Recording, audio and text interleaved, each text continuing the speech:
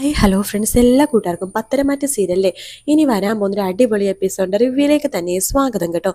Channel ആദ്യമായിട്ടാണ് കാണുന്നെങ്കിൽ ഒന്ന് സബ്സ്ക്രൈബ് ചെയ്ത് ലൈക്ക് ചെയ്ത് സപ്പോർട്ട് ചെയ്യാൻ വേണ്ടി മറക്കല്ലേ.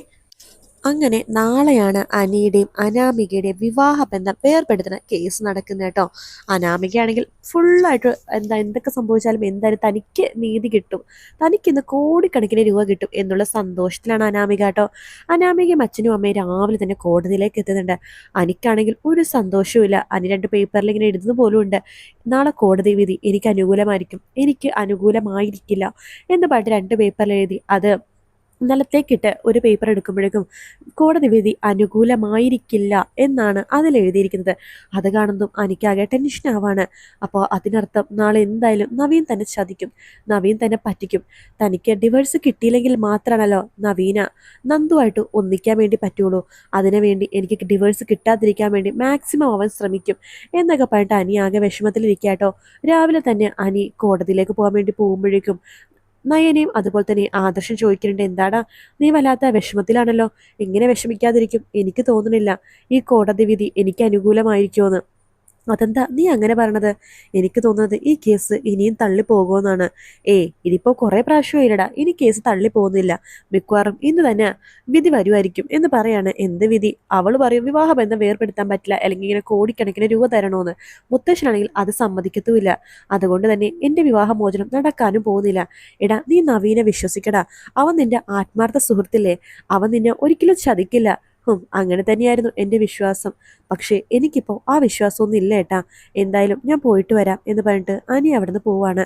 ആദർശ് നയനെടുത്ത് പറയുന്നുണ്ട്, അവനൊട്ടും കോൺഫിഡൻസ് അല്ലല്ലോ, അവനൊട്ടും ഒട്ടും ഭയങ്കര സങ്കടത്തിലാണല്ലോ, വിഷമത്തിലാണല്ലോ. അവൻ പറയുന്നത് നവീൻ അവനെ ചതിക്കുമെന്നാണ്. അങ്ങനെ തന്നെയാ അവൻ പറഞ്ഞുകൊണ്ടിരിക്കുന്നത്. ആദർശേട്ടന് തോന്നുന്നുണ്ടോ നവീൻ ചതിക്കുമെന്ന്? എനിക്ക് തോന്നുന്നില്ല. എനിക്കും അങ്ങനെ തന്നെയാ. എത്രയോ പ്രാവശ്യം നമ്മുടെ മൂർത്തി കുടുംബത്തെ നവീൻ സഹായിച്ചിരിക്കുന്നത് ഇതും അതുപോലെ തന്നെ ആവും എന്ന് നയന പറയണ്ട്. ആദർശ് പറയണ്ട്, എനിക്കെന്തോ അവൻ്റെ കൂടെ കോടതിയിലേക്ക് പോകാനായിട്ട് പറ്റുന്നില്ലടോ, എനിക്കെന്തോ അവിടുത്തെ കാഴ്ചകൾ കണ്ടിരിക്കാൻ പറ്റില്ല, അല്ലെങ്കിൽ ഞാൻ അവൻ്റെ കൂടെ എന്തായാലും പോയാനേ എന്നിങ്ങനെ പറയണം. അങ്ങനെ അനി ഒറ്റക്കാട്ട് കോടതിയിലേക്ക് പോകുന്നത്. നവീനാണെങ്കിൽ നന്ദുവിനെ വിളിക്കുന്നുണ്ട്. ഹലോ നന്ദു. നവീനേട്ടാ പറ. ഇന്നാണ് അനിയുടെയും അനാമികയുടെയും കേസ്. അറിയാം നവീനേട്ടാ. നന്ദു ഇന്ന് ഫ്രീ ആണോ? അല്ല, ഞാൻ പോവാൻ നിൽക്കണം, പോലീസ് സ്റ്റേഷനിലേക്ക് പോകാൻ നിൽക്കുകയാണ്. അത് അരമണിക്കൂർ മാറ്റി വെക്കാൻ പറ്റുമോ? ഇന്ന് ഫസ്റ്റ് കേസ് വിളിക്കുന്നത് അനിയുടെ തന്നെയായിരിക്കും. അല്ല നവീനേട്ടാ, ഞാനിപ്പോൾ അവിടെ വന്നിട്ട് എന്ത് ചെയ്യാനാ? അല്ല, അനിയുടെ കൂടെ വേറെ ആരുമില്ല, അവനെ സപ്പോർട്ടായിട്ട് നിങ്ങൾ കൂട്ടുകാർ തന്നെയല്ലേ വേണ്ടത്, അതുകൊണ്ടാണ് ഞാൻ വിളിച്ചത്. പിന്നെ നമ്മുടെ അവൻ്റെ ഇന്ന് സന്തോഷമായിട്ടുള്ള വാർത്ത ഞാൻ കേൾപ്പിക്കുമെന്ന് പറഞ്ഞിട്ടുണ്ട്. അങ്ങനെയാണെങ്കിൽ അവൻ്റെ മുമ്പിൽ വെച്ചിട്ട് തന്നെ നമ്മൾ രണ്ടുപേരും കൈകോർത്ത് വിവാഹ നിശ്ചയ മോതിരം കൈമാറണം. എൻ്റെ ആഗ്രഹം അതാണ്. വിവാഹ നിശ്ചയ മോതിരമോ? അതെ, ഇന്ന് ഞാൻ കേസ് ജയിച്ചു കഴിയുമ്പോഴേക്കും ഞാനൊരു മോതിരം തൻ്റെ വിരലിലേക്ക് ഇടും. ആ സമയത്ത് താൻ അനിയുടെ കൂടെ തന്നെ ഉണ്ടാവണം, കാരണം തൻ്റെ ഏറ്റവും ബെസ്റ്റ് ഫ്രണ്ട് അനിയാണല്ലോ. മോതിരമൊന്നും ഇടണ്ട നവീനേട്ടാ, അത് എൻ്റെ ഇഷ്ടമല്ലേ, താൻ എന്തായാലും ഇന്ന് വരണം കോടതിയിൽ. ഞാൻ പറഞ്ഞില്ലേ അവൻ ഇന്ന് ഒറ്റക്കാണ്, അവന് ഒരു സപ്പോർട്ടായിട്ട് താൻ ഉണ്ടാവണം എന്ന് പറയാണ്. അങ്ങനെ നന്ദു കോടതിയിലേക്ക് പോകുന്നുണ്ട് കേട്ടോ. അങ്ങനെ ആദ്യ കേസ് തന്നെ നമ്മുടെ അനിയുടെയും അനാമികയുടെയാണ്. അങ്ങനെ ഡിവോഴ്സ് വേണോ, നിർബന്ധമാണോ എന്നൊക്കെ കോടതിയിൽ ജഡ്ജി ഒന്നും കൂടി ചോദിക്കേണ്ട.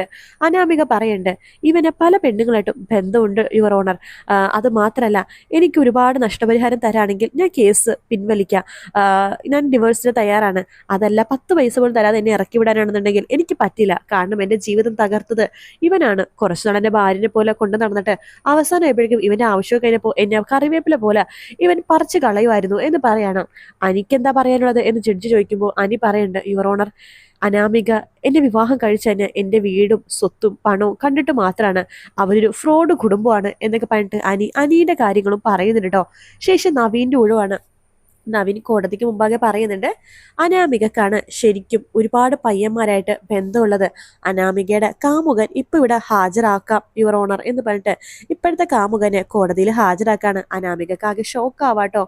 ആ പുള്ളിക്കാരൻ പറയുന്നുണ്ട്, ഇവള് അനിനെ വിവാഹം കഴിച്ചതന്നെ പൈസക്ക് വേണ്ടിയിട്ടാണ്, ഡിവേഴ്സ് കഴിഞ്ഞാൽ കോടിക്കണക്കിന് രൂപ കിട്ടുമെന്നും ആ പൈസയായിട്ട് ഓസ്ട്രേലിയയിൽ പോയി താമസിക്കാന്നാണ് ഇവൾ എന്നോട് പറഞ്ഞത് എന്നൊക്കെ പറയുമ്പോഴേക്കും അനാമികക്ക് പിന്നെ ഒന്നും മിണ്ടാൻ പറ്റാത്ത അവസ്ഥയാട്ടോ.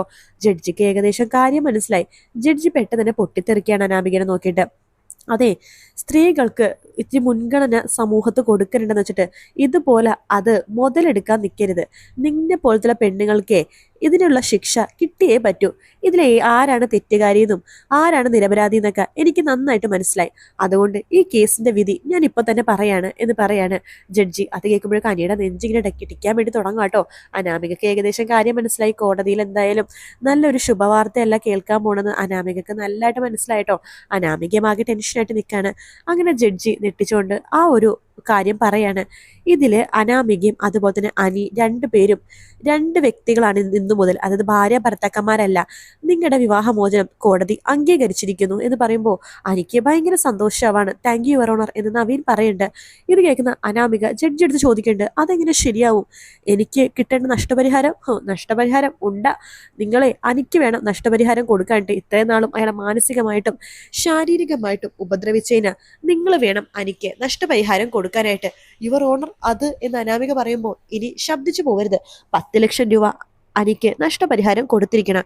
സാധാരണ ഡിവോഴ്സ് കേസൊക്കെ കഴിഞ്ഞാൽ പെൺകുട്ടികൾക്കാണ് നഷ്ടപരിഹാരം കൊടുക്കുന്നത്. പക്ഷേ ആൺകുട്ടികൾക്ക് നഷ്ടപരിഹാരം കിട്ടിയെന്ന് വെച്ച് വല്ല കുഴപ്പമൊന്നുമില്ലല്ലോ. അതുകൊണ്ട് അനാമിക ഇന്നേക്ക് 1 മാസത്തിനുള്ളിൽ 10 ലക്ഷം രൂപ അനിക്ക് കൊടുക്കേണ്ടതാണ് എന്ന് കോടതി ഉത്തരവിടുവാട്ടോ. ശേഷം ആ കേസ് കഴിഞ്ഞു. അനാമിക അവിടെ നിന്ന് തലകൊമ്പിട്ട് നാണിച്ച് മുഖവും മറച്ച് പുറത്തേക്ക് ഇറങ്ങുവാട്ടോ. അനിക്കാണെങ്കിൽ ഭയങ്കര സന്തോഷമാണ്. നന്ദുവിനും അങ്ങനെ തന്നെയാട്ടോ. നന്ദു വേഗം അനിയുടെ അടുത്ത് പോയിട്ട് എടാ എടാ എന്നൊക്കെ പറഞ്ഞിട്ട് ഭയങ്കര സന്തോഷത്തിന്. പക്ഷെ അനിയുടെ മനസ്സിലപ്പോൾ ഈശ്വര കേസ് ജയിച്ചു കഴിഞ്ഞാൽ ഇവൻ എന്തായാലും നവീന് നന്ദു നമ്മുടെ വിവാഹം നടക്കും. അതായത് അവൻ അങ്ങനത്തെ ഒരു വാക്ക് എന്നോട് പറഞ്ഞിട്ടുണ്ടായല്ലോ, കേസ് ജയിപ്പിച്ച് തരാണെങ്കിൽ ഞാൻ തന്നെ മുൻകൈ എടുത്ത് അവരുടെ രണ്ടര വിവാഹം നടത്തി കൊടുക്കണമെന്ന്. ഈശ്വര ഇനിയിപ്പോൾ ഞാൻ എന്താ ചെയ്യാ എന്നൊക്കെ ആലോചിച്ചിരിക്കുകയാണ് അനി കേട്ടോ. നന്ദു പറയണ്ടേ എന്തായാലും നിനക്ക് വിവാഹമോചനം കിട്ടിയല്ലോടാ, നീ ഇനി ഫ്രീ ആടാ എന്നൊക്കെ പറയുമ്പോഴേക്കും അതൊക്കെ കണ്ടിട്ട് അനാമിക ദേഷ്യത്തിൽ അവിടെ നിൽക്കുക കേട്ടോ. നന്ദു വേഗം തന്നെ അനാമികയുടെ അടുത്തേക്ക് വരുന്നുണ്ട്. കോടിക്കണക്കിന് രൂപ നഷ്ടപരിഹാരം മേടിക്കാൻ വേണ്ടി വന്നവരാണ്, എന്നിട്ടിപ്പോ അങ്ങോട്ട് കൊടുക്കേണ്ട അവസ്ഥ വന്നു എന്നൊക്കെ പറഞ്ഞ് ചിരിച്ചോണ്ട് നന്ദു അവിടെ നിന്ന് പോവാണ്. ശേഷം നവീൻ്റെ ഊഴമാണ്. നവീൻ അനാമിക അടുത്ത് പറയുന്നുണ്ട്, ഞാൻ നിന്നോട് പറഞ്ഞതല്ലേ ഈ കോടതി കാര്യങ്ങളൊന്നും കയറി ഇറങ്ങാൻ നിൽക്കേണ്ടത്, മര്യാദയ്ക്ക് അനന്തപുരിക്കാരി കുറച്ച് നക്കാപ്പിച്ച് തരാമെന്ന് ആദ്യമേ പറഞ്ഞാണ്. അത് വാങ്ങിച്ച് നിങ്ങൾക്ക് മിണ്ടാതിരുന്നാൽ പോരായിരുന്നു. അപ്പം നിങ്ങൾക്ക് അത്യാഗ്രഹം. എന്തായാലും ഇനി കോടതി പറഞ്ഞ ആ 10 ലക്ഷം രൂപ എനിക്ക് കൊടുത്ത് രക്ഷപ്പെടാൻ നോക്കിക്കോ. ഇനി നിന്നെ ആരും വിവാഹം കഴിക്കാൻ വേണ്ടി പോകുന്നില്ല.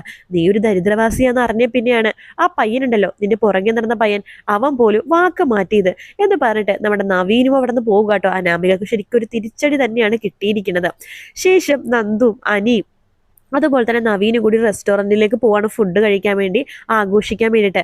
ആ സമയത്താണ് നമ്മുടെ നവീൻ തൻ്റെ മനസ്സിലെ കാര്യങ്ങളൊക്കെ തുറന്നു പറഞ്ഞത്. ഇത് വെറും ഒരു അഭിനയം മാത്രമാണ്, നിങ്ങൾ രണ്ടുപേരെ ഞാൻ ഒന്നാക്കിപ്പിച്ച് തരാം, നിങ്ങൾ രണ്ടുപേരുടെ മനസ്സിലെ പ്രണയം എനിക്ക് മനസ്സിലായി എന്നൊക്കെ നവീൻ പറയുമ്പോഴേക്കും ശരിക്കും പറഞ്ഞാൽ നവീൻ്റെ ആ ഒരു നല്ല മനസ്സ് അപ്പോഴാണ് അനിയും അതുപോലെ തന്നെ നന്ദുവും മനസ്സിലാക്കുന്നത് കേട്ടോ. അപ്പോൾ അങ്ങനത്തെ കുറേ ഭാഗങ്ങൾ നമ്മൾ നാളെയും മറ്റന്നാളത്തെ എപ്പിസോഡിൽ കാണാൻ വേണ്ടി പോകുന്നത്. വീഡിയോ ഇഷ്ടപ്പെട്ടാൽ ലൈക്ക് ചെയ്യുക, സബ്സ്ക്രൈബ് ചെയ്യുക, കമൻറ്റ്. മറ്റൊരു വീഡിയോ കാണാൻ. Take care, bye bye.